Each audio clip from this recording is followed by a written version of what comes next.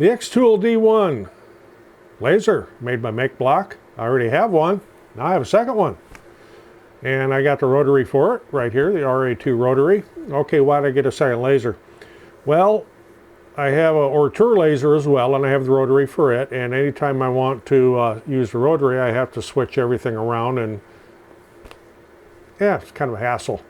So I figure I'm going to have a laser here dedicated just for the rotary projects that we do. So I'm going to get into this coming up.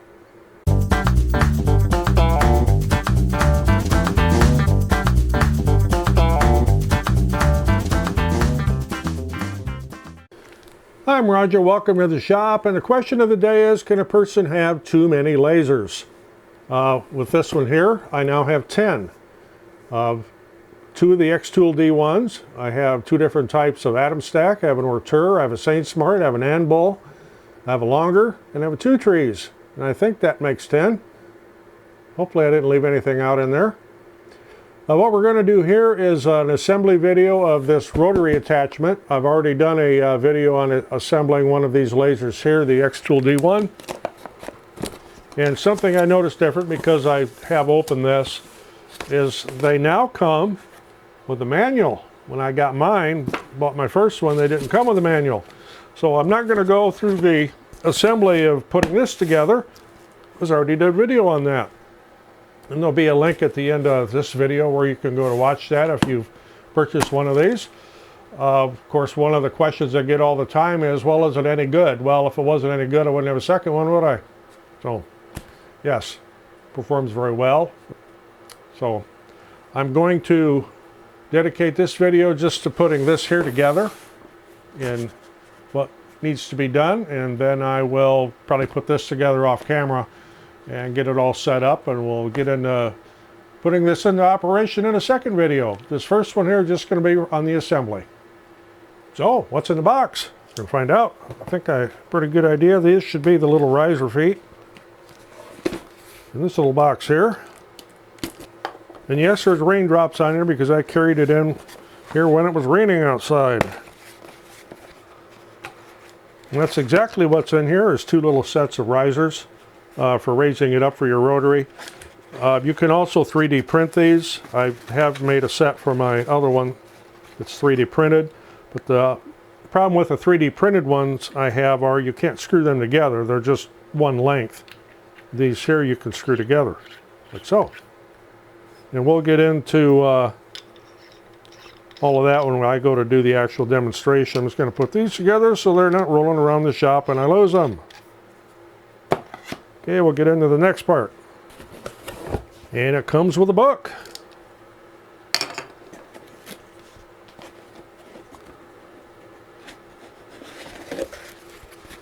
Some packing. A box of goodies.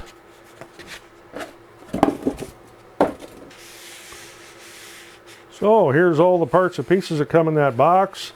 Once we got the belt and everything here, and we're gonna get into this. I even give you a little bitty alien screwdriver here, Allen. I know somebody's gonna say that's not the way you say it, but that's the way I say it. Spirit level, some more tools, some screws. So we'll get into putting this thing together. Okay, before we get into all the different positions and operations and things that this rotary attachment will do, a couple comments here is one thing I encourage you to get a parts organizer, one of them plastic trays made by DeWalt or Stanley or Milwaukee or Plano or something like that, to be able to keep all these parts and pieces together, because you will not be using them all at once. There's a lot of small parts here and you could easily lose them. One of them organizers would be great, and if you keep the foam, like right here for the different jaw attachments for the chuck, which I'll get into in a minute, you'll be able to keep all that stuff in your organizer and it'll stay organized. Good idea. So, one of the biggest selling points of this, or I should say purchasing points, is this right here. And this will allow you to do spheres. In case you miss math class, that's round like a ball. And different irregularly shaped objects, small shot glasses, shooter glasses, things, and you'll be able to grab them from the inside. And I'll get into how all this operates. If you are a machinist, you're going to fully understand this. If you're not a machinist, it may be a little bit confusing. As I said, if you're a machinist, all this stuff I'm going to go over, it's going to be self-explanatory. Or if you work a lot with a wood lathe and do inside and outside projects, bowls and that type of thing, you know about grabbing things from the inside. That's what this little guy is for. And I'll show you how that's going to go on here and how this swaps back and forth and how you can do regular shaped objects. Maybe you've got a beer mug you want to laser engrave, but it has a handle on it. There's a way you can reverse the plate. I also encourage you to read this manual. It's a little bit confusing. I think it was Popular Mechanics or Popular Science years back at a thing called the Wordless Workshop, where it was all just pictures. There's a lot of pictures in here, and some of that's kind of self-explanatory. The problem is this is so many languages that you have to sort through the languages as you go. So hopefully I'll be able to explain some of this as we go, and I'll give a couple of examples. As I said, I'm not going to actually put this in use in this video. I'm just going to show you the different positions and what this can do. Another little tip here for working with this is they do give you this little cheap Allen screwdriver, and there is a 2mm and a 2.5 millimeter alien wrench in here. I encourage you to get this type. You don't necessarily have to get Weehaw. This are real high end, but even in Eklund or a brand like that, these are ball end, and I have a 2mm and 2.5 millimeter here because I'll be needing them for this, and they're a lot easier to use than the little L keys. Just a little hint, don't have to have them. It's kind of one of them helpful hints. And if you work a lot with lasers and 3D printers and that type of thing, it's great to have sets of these. Oh, we'll get into what this thing will do. Okay, we'll start out with the base attachment itself. This is just the base, the basic base. Right now it's on position C. This roller stationary. This is driven from the motor. This one is adjustable. You can move it from C to B to A. And in position C right now, this is for objects larger than 60 millimeters. So they do give you this tape measure here. It's inches on one side and centimeters and millimeters on the other side. Not real high quality, but it's something to get you going here. So let me grab some. I just grabbed some random round objects here. So here's a can of Raid, Wasp and Hornet Killer, because we use that a lot around here. So this one is about 222 millimeters. That would work on there as it is. I should say the circumference of it. The diameter, I guess I need to measure the diameter of it, is 70 millimeters. So that would work in position C. If you have something smaller, such as this little bottle of new scent, new car scent, this is about 40 millimeter. So I would need to move this. So for 40 millimeter, we would actually need to go all the way down to position A. Position A is from 3 millimeter to 50 millimeter. Position B is 45 millimeter to 60 millimeter. So how do you do that? You flip this guy over. You see there's a screw right here. Should be 2 millimeter. Yeah, you need to grab the 2 millimeter screwdriver though. Take the screw out.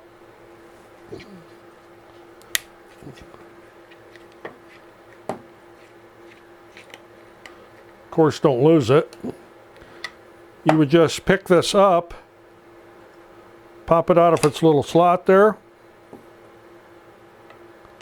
Move this over to the A position because that's where we're going to want that.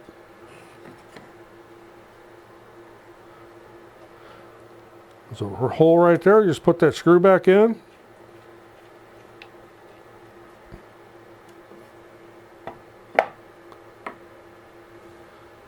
Now we're set to engrave something small like that. If I would have put it on the next one B, I think this would have just fallen right through. I don't have anything handy here that's in the middle size, but that gives you the idea of how these adjust. You know, what if you had something really long, and I kind of looked around here for something really long. This is longer than the rotary is. But let's say it's stuck way out here and it was tippy like that, and you needed to keep it up there level. That's what this is for. You place this underneath the end of your part, or whatever you're engraving, and you would take your little level, place it on the object. Well, I guess that's pretty good. You just turn this knob right here, get everything square, and that's how you would keep something really long from tipping off of the rotary. So this here is adjustable just by turning this little knob at the top. You can raise and lower these little roller wheels, give you support on the end if you have an irregular shaped object, maybe something that was tapered and it's sticking out on the end. You would be able to put this down and raise and lower until your object was level again. Another thing I'll add here is you'll see that there is a spline on the adjustable end of the roller. And this is going to be really hard to show on camera because it's going to be black on black, but when you look down in this opening down here, you'll see that tooth belt. You want to make sure that you are not above the belt. You want to make sure that you are lined up and in line with it. Hopefully you can see that. I don't know how well that's going to show. Like I said, it's black on black on the camera, but that way everything rotates together. You'll also see that the bearing has a shoulder on it, and it needs to fit in this little recess down here with the shoulder on the outside. Okay, the next step I'm going to show is how to mount the chuck onto here. And for that we need to remove this, and of course I already have this one removed, the adjustable roller. Need to have that one out of the way. So it's a matter of simply taking out this screw here at the top. There again, don't lose all these little screws. That's why I encourage you to get a parts organizer. So here we just lift this up, remove the end. It's a set screw right here. You'll need to loosen that set screw. It should say there are 2 set screws. You need to loosen both of them. And don't lose them. That allows you to take this roller out of the way completely.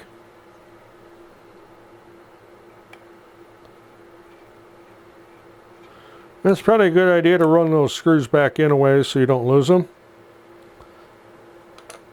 Okay, next on the back side here, you'll see there is a shaft. You have this little sprocket. It has 2 set screws on it. That slips on to this. On the bottom, and it's going to be again hard to see on camera because it's black on black, there's a hole on the bottom to access those set screws.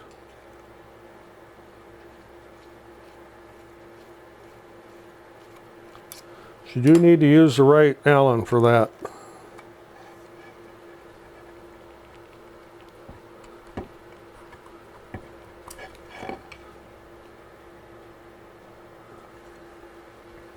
Okay, then next you'll have your chuck piece, which is going to fit up here, and we'll need the little belt right here, and we'll need some screws.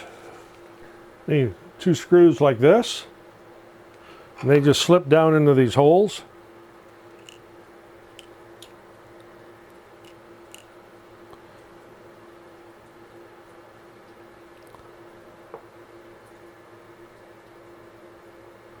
Slip your belt over the sprockets. This one here takes a 2.5 M&M Allen. Get your screws lined up.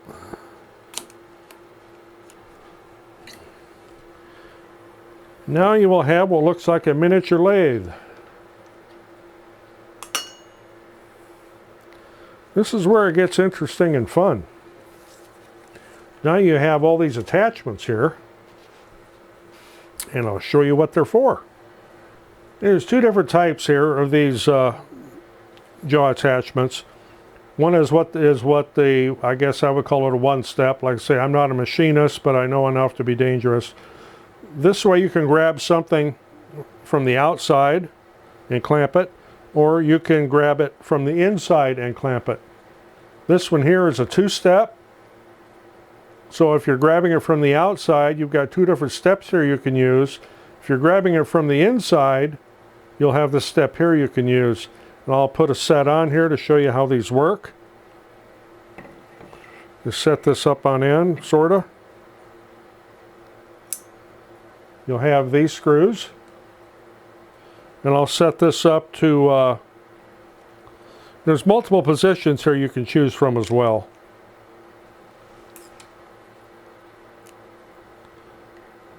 I'll set it on the outermost set of screws.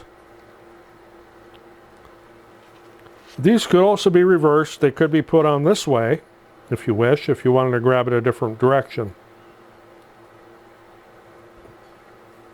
So in this position here, you could either grab something from the inside or you could grab it from the outside. Change the position of the jaws on the chuck. There's a key here you would use, called a chuck key. Like I said, I'm just grabbing random things from around the shop here. I can't clamp this real tight because it's made out of foam, but it's round. There, and that way you would be able to engrave this when you're grabbing it from the outside. Now if you wanted to grab it from the inside, just slip that right out of there. Turn this back down. Well, I'd have to move my jaws in, or I would have to use these, which are smaller, as you can see. But it would be the same concept. You would be grabbing this from the inside edge. Imagine this was a glass or a mug that you were going to engrave. You could grab it from the inside and it would give you the entire surface to do. And if you don't know who Restless Heart is, I just gave away my age because this was one of my favorite country bands back in the 80s. Okay, now let's say you want to engrave a golf ball, for example, and I looked all over. I do not have a ball in this shop anywhere. So that would be a sphere. You'll see you get 3 of these with a little ball end on it. You just simply screw those into the chuck. You have to size them according to what your ball or sphere is. I'm just going to set 3 of these in here on random, give you an idea of how this works. So let's say you were going to laser engrave somebody's name on a golf ball. That golf ball would fit right in here and that would hold it. But what's going to hold the other side? That's what this is for. And this just slips into the little keyways on here. You would slide that up to where your ball would be so it would have a fairly decent grip on it. Because there is a bearing in here, this does rotate. You tighten that thumb screw down and that would hold your sphere inside your ball or whatever. And I don't know that I'd try to engrave a tennis ball, but you could probably do something about that big if you wanted to. And this, of course, is adjustable by your key. If you needed to change the diameter of what you're getting there, you can easily expand that.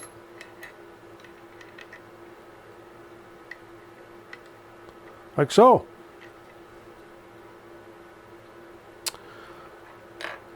Okay, so you've done all this stuff and you've got this mounted on there where you need to take that off so you can put your other rollers back on. It's simply a matter of reversing the whole procedure. Take these guys off. It's your 2.5 millimeter and remove the chuck. Don't lose the screw. Don't lose the belt.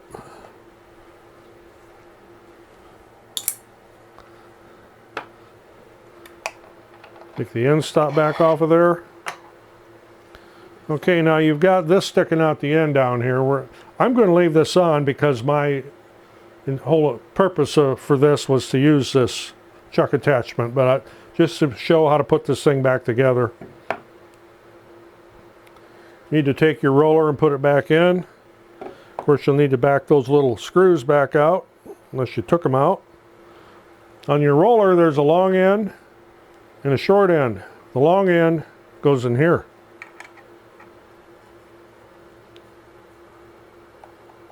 Snug your set screws back down. You need to put your end piece back on. It has a flange on one side. The flange goes towards the roller. Just screw back in place. It's your other roller. Again, make sure that this engages the belt. I'm going to set it on position B here. And you're back to using the regular rotary.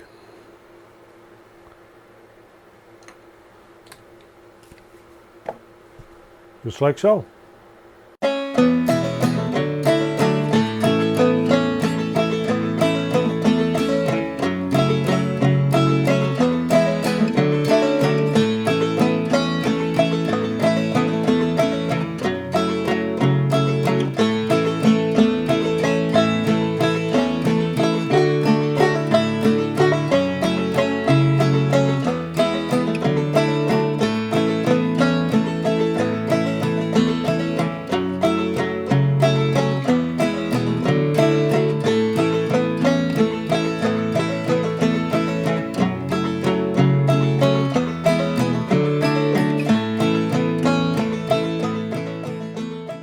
Okay, got the other laser put together here and made a board for it.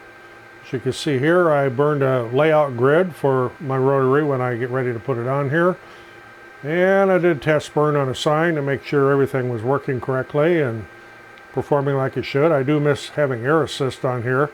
And of course, this one doesn't have a drag chain, but with the rotary I won't need it because most everything happens on the x-axis, not on the y, so there's not a whole lot of travel this way.